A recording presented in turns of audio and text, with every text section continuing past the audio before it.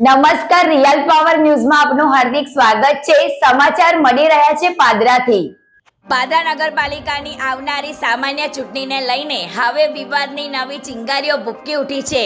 Ward number 4ની અનામત બેઠકની ફાળવણીને લઈ સ્થાનિક મતદારો અને આગેવાનોમાં ભારે અસંતોષ જોવા મળી રહ્યો છે। ચૂંટણી પંચ દ્વારા વોર્ડ નંબર 4ની અનામત બેઠક અન્ય વોર્ડમાં સ્થળાંતર કરી વોર્ડ નંબર 3માં ફાળવતા વિરોધનો માહોલ સર્જાયો છે।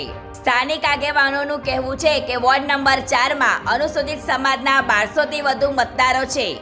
એવામાં અહીં અનામત બેઠક ફાળવવી યોગ્ય રહી હોત। આ મુદ્દે પાદરા મામલતદારને આવેદનપત્ર આપવામાં આવ્યું છે અને સાથે જ ચૂંટણી પંચ, મુખ્યમંત્રી તેમજ ઉચ્ચ કક્ષાએ પણ રજૂઆત કરવામાં આવી છે।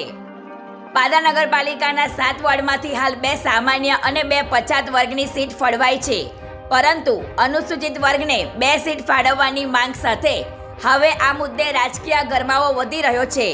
પ્રકાશ પટેલનો report, real power news, Padra. જય ભીમ।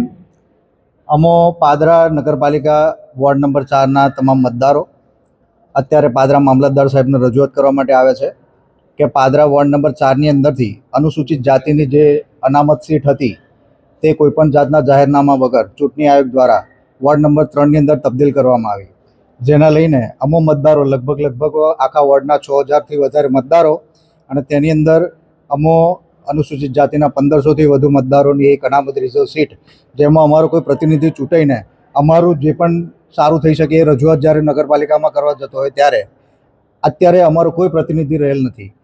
જાતિગત મતભેદ એ આખા ગુજરાતમાં, આખા દેશમાં અત્યારે પણ બનતા હોય છે, ત્યારે અમારો કોઈ પ્રતિનિધિ નહીં હોવાના કારણે અમારે આગામી દિવસોની અંદર પણ જાતિગત મતભેદનો ભોગ બનવું પડે તેવું બની શકે તેમ છે। એટલા માટે અત્યારે અમે મામલતદાર સાહેબને આની રજૂઆત કરી છે અને બને તેટલી ઝડપથી ચૂંટણી આયોગ આ વસ્તુની નોંધ લે। અત્યારે અમે મતદારો મામલતદાર સાહેબને રજૂઆત કરી છે અને આવનારા સમયની અંદર અપેક્ષા રાખીએ છીએ કે અમારી માગણી પૂરી કરશે। જો યોગ્ય ચૂંટણી આયોગને લાગતું હોય કે આ મતદાન કદાચ વોર્ડ નંબર 3ની અંદર વધારે સારું થઈ શકે અથવા તો ત્યાં આગળ વસ્તી વધારો થયો હોય તો અમારી માગણી એ પણ આની અંદર રજૂઆત અમે કરી છે કે વોર્ડ નંબર 3માં પણ એક રિઝર્વ સીટ થાય અને વોર્ડ નંબર 4ની અંદર પણ રિઝર્વ સીટ થાય, કારણ કે કુલ મતદાનો આખા 7 વોર્ડ છે પાદરા નગરપાલિકા 7 વોર્ડની અંદરથી કુલ 28 મતદાર છે અને 28ની અંદરથી માત્ર ને માત્ર અનુસૂચિત જાતિની એક જ સીટ છે। તો અમારી એ પણ માગણી છે કે એક સીટની 2 સીટ થવી જોઈએ, જેથી અમારું પ્રતિનિધિ ત્યાં જઈને યોગ્ય રજૂઆત કરી અમને ન્યાયની તરફે અને યોગ્ય વહીવટની અંદર અમને લાભ મળી શકે।